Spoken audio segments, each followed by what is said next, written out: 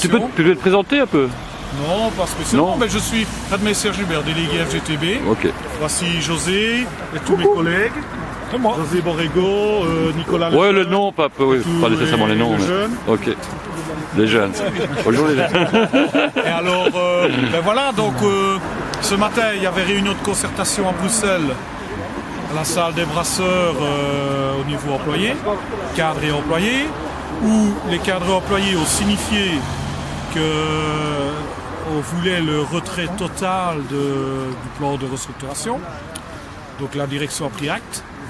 Cet après-midi à 13h, la délégation ouvrière était représentée aussi en conciliation. Nous avons dit exactement tenu les mêmes propos. Donc la direction a demandé à se lever pour réfléchir apparemment, donc pour faire une nouvelle proposition, on suppose. Mais là, à l'heure actuelle, nous n'avons plus de nouvelles. Quoi. Donc on est en attente. Voilà. Ça va? Ça va. C'est tout? Il n'y a pas rien d'autre à dire? Non, à ce niveau-là, pour le moment, si tu me parles de la concertation, on en est là. Hein? Maintenant, il y a tout ce qui implique le reste. Il y a le fait qu'ils restructurent alors qu'ils font des bénéfices et qu'ils restructurent pour faire des bénéfices. C'est bien, ouais. Hein? Ouais. Donc ils se servent des travailleurs pour faire encore plus de pognon. Bien sûr. Hein? Parce que nous, on comprendrait que si on ne vendait plus de la bière, ou en tout cas le marché serait à mal, eh bien, ok, on pourrait voir pour faire partir des gens en pré-pension pour garder l'emploi des plus jeunes, mais ici, c'est pas le cas. On restructure pour faire du pognon, et uniquement du pognon.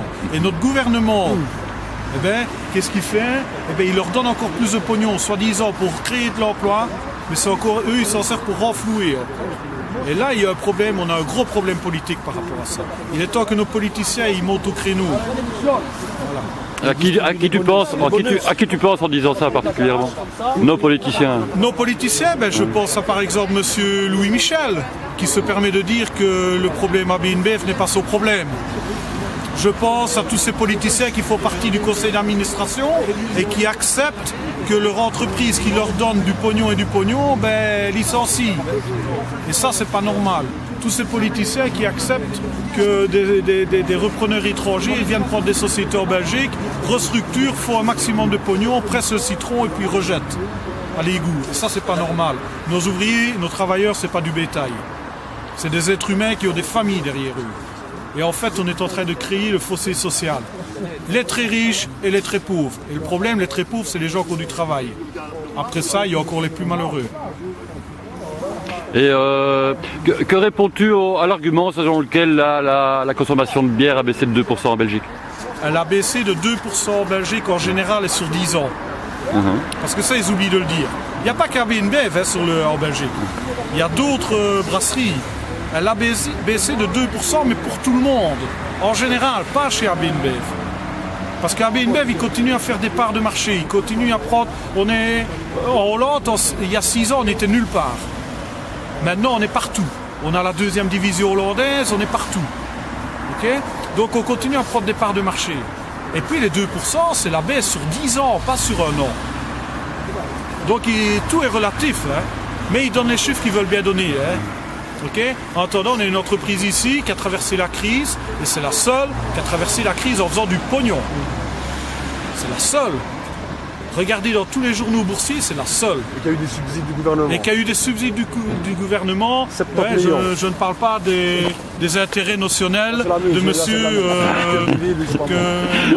allez, le ministre des Finances leur a donné. Hein?